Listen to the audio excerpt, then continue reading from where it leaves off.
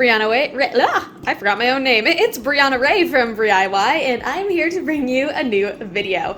Today we're going to be trying something super exciting that I found on Amazon. I also feel like I may have seen, I don't know, some sort of TikTok or something about this in the past that even let me know that it existed, but I did get the pack from Amazon, not even with Prime. I actually paid for like real shipping, like a real business, but they're called DIY erasers, creatables, eraser clay.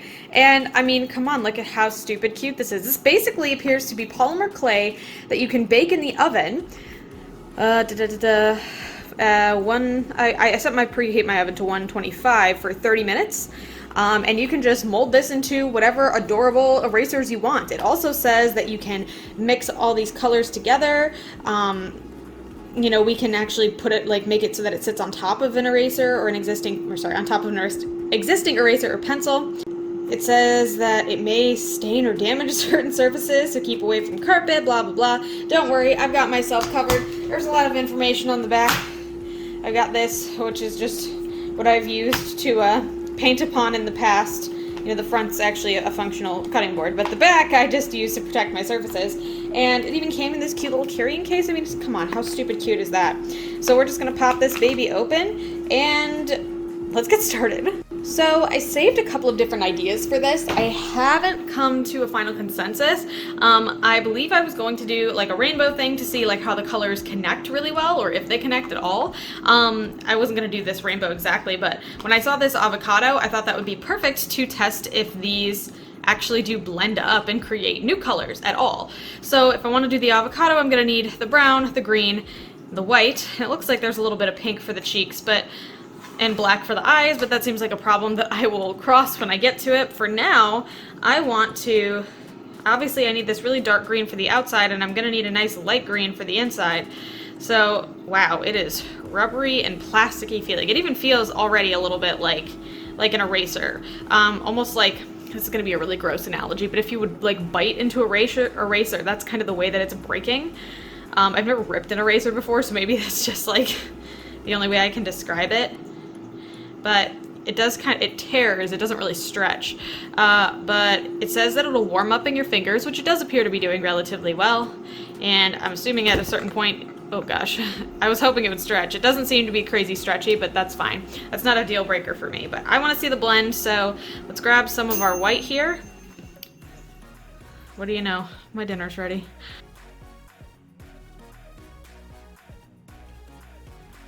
Alright, after a while it does seem to start actually stretching and pulling, so there we have it, a nice pull. It still rips a little bit, but the colors did blend. I think the green way overpowered the white, and I'm sure you saw that I added some yellow in there at some point just to really kind of lighten it up and make these two different tones. This is more of a forest green, and now this is a little bit more of like a limey mid-tone green, which is more accurate, I think. So what I think I'm going to do too is I'm actually going to build this around. I don't know how much, I don't know what the word I'm looking for. I don't know how much, I guess, like blending I'm gonna have to do to these guys to get them to stick together. I didn't really see any directions on the back about how to get them to stick to each other. So like, you know, some clay you need to like score it or whatever, so I don't know if I need to score this or if, you know, things like, I don't know, like fondant sticks with water, which is a bad example. I doubt this would be like stick together with water, I guess, but you know, everything's worth wondering. There's my little ball. I'm liking it. Now I'm going to build the avocado shape around the ball.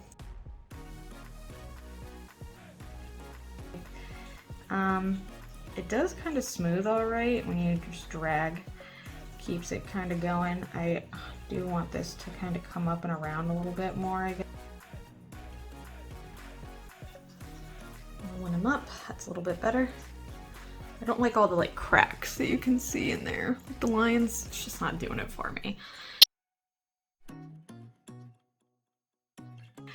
So I've mentioned before that my sculpting abilities are less than excellent. I always like to joke on this channel that I'm not a 3D artist. I can figure out like the shapes and everything. It's all like the blending and like the patience part of it that I don't think I have. That's why I like to paint with acrylics, because it dries fast and I can always move on to the next thing. A watercolor, I can always kind of, you know, pop a hairdryer on that thing and kind of dry the layers in between pretty quickly. I've been terrified to try oil paints because I'm just not patient enough to handle it.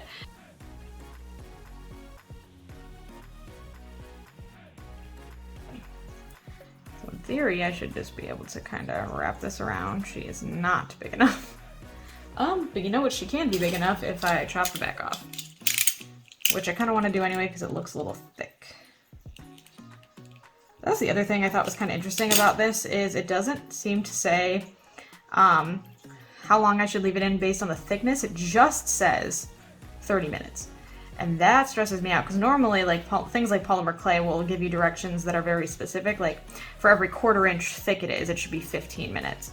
So I'm gonna like really double check those directions on the back and see if it gives any advice on that, because it also says watch your pieces because your oven might be hotter, and I'm like, yeah, or my pieces might be thicker, and I don't know, that don't seem right. I don't know. And I didn't score anything either, that's the other part, so we'll see how well these stick together. But again, the directions kind of didn't tell me to do that, so if I don't and it doesn't work, let's just say this is an experiment. I added a face. I do not know if I made it better or worse. I started kind of smoothing it out with this guy to kind of get some of the fingerprints away, and I spent way too long on this. Like my dinner's still ready and I haven't touched it yet. And I still want to make something else. So we're gonna do it and we're just gonna make it. And then we're gonna bake them and we're gonna see how they turn out. Bye.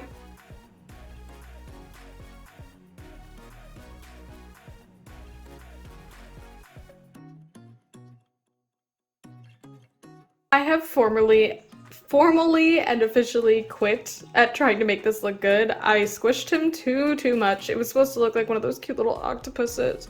And I can keep trying to squish him in a little bit to get his shape back, but it's just not working. When it's blurred, it doesn't look so bad, and then I messed up the mouth. I made it too thick, so then I tried to peel it off and it left some behind, and it looks horrified. Like, it looks terrified of everything. Maybe that's what adds to its charm. Also, just the little pieces. There are just too many little pieces. I made it too tiny, arguably. Maybe if I would have made this large, it would have been fine. The shape, I just kind of took a chunk, cut it in half, and made that the body, and then cut the other half in half 8 times, basically, until I made 8 little legs. And, you know, it's got junk all over it. It's not good. I'm not gonna lie. So, I mean, compared to the avocado, I think the avocado is winning. They're both kind of jank, and my camera will not focus on them for the life of me. But you know what? I'm just gonna cook them, and we're gonna see how it goes, man. Let's cook them. Here is an update on about how much I used. Not too bad, and it still closes. It says that it will not dry out as long as it's stored at room temperature. All right, here they are. Fresh out of the oven, freshly cooled. Still quite squishy, actually. Like, I'm very shocked at how squishy these still are. You can totally see how much junk I got all over this guy. So first thing I want to see is if I squish him, does he completely fall apart? No, he actually kind of bounced back. That's great. Awesome. I just kind of put these in for the recommended amount of time, which works for me. I also have some paper with some light pencil marks, some dark pencil marks, and we're going to test them both out. So I did this one solely because I wanted to see if it stuck really well. I'm afraid that all the little legs are going to fall off, so this is more of a test to see how the detail parts work, which is why I didn't just totally scrap this and pretend I never made it in the video. And this is kind of going to be a more genuine test, but it's also a darker color that stained a bit. It totally stained the white when I started trying to work with the white. So I want to see if it's going to stain my paper, because I thought that was a good test too. On top of the fact that I wanted to see like how well it actually erased. So we're gonna start with this one because I am genuinely terrified it's gonna fall apart. So let's zoom in. All right, let's start with the lighter one. I'm just gonna go along some of the legs. Well, that was pretty good. It got a little messy, of course, as you can imagine, but it did the job. Now let's try this. That's really not bad. I'm getting him a little squeezed. But again, he's bouncing back. It looks so stupid. And even after all that aggressive rubbing, now he's loose. I won't say he's not loose, but it is pretty stuck where I really kind of shoved him in there. So I would actually surprisingly call this test a win. Now for the smudge test. Do you smudge?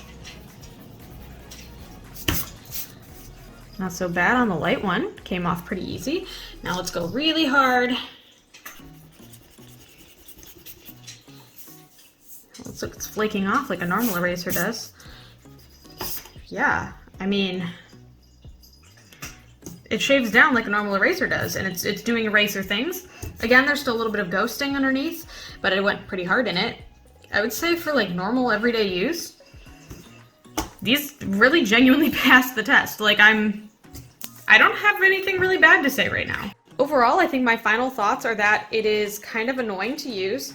It gets a little bit of everywhere because it's so crumbly when it starts off. There's not a lot of it for as much money as you're getting. There's 12 colors in here, and I spent $12 on this. So each of these tiny blocks is $1. I mean, this cost is like comparable to regular polymer clay, but of course it erases. So, I mean, I think it's really cool. I think it's a fun kit idea. It's great for somebody who maybe really likes things like sculpting or is maybe better at sculpting than I am and has a better grasp on how to do that. But to be completely honest, it works. It works well. All the directions on the back were on point, and I'm really happy with it. So if you got $12 to burn and you're really interested in making your own cute little erasers as like a gift or to sell, maybe something for a craft fair, there's not a whole lot of clay, but there are a whole lot of colors and a lot of possibilities. So that is all I had for you today. I wanted to thank you so much for watching. If you like what you saw, feel free to like and subscribe. I put out new videos every Sunday at noon Eastern Standard Time, and I would love for you to be here for the next one. Thanks again so much, and I hope to see you then. Bye!